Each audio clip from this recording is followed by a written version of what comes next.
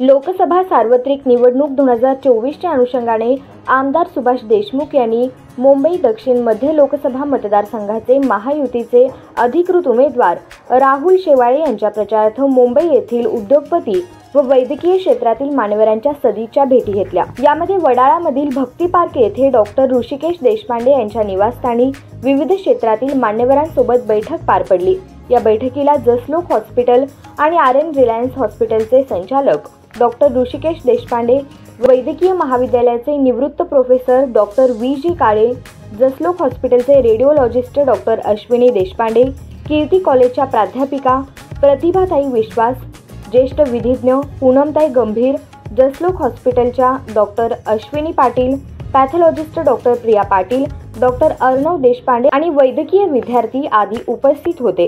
याचबरोबर वडाळा येथील उद्योगपती निलेशभाई पुंजनी यांच्या निवासस्थानी गुजराती समाजातील विविध क्षेत्रातील मान्यवर यांच्या समवेत आमदार सुभाष देशमुख यांनी बैठक घेतली।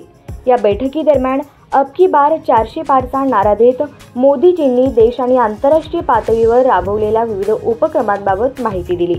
तसेच राहुल शेवाळे यांना निवडून देत मोदीजींना साथ देण्याचे आवाहन या प्रसंगी आमदार सुभाष देशमुख यांनी केले। यावेळी निलेशभाई पुंजनी यांच्या समवेत मिलनभाई देसाई आणि स्थानिक महिला भगिनी उपस्थित होत्या।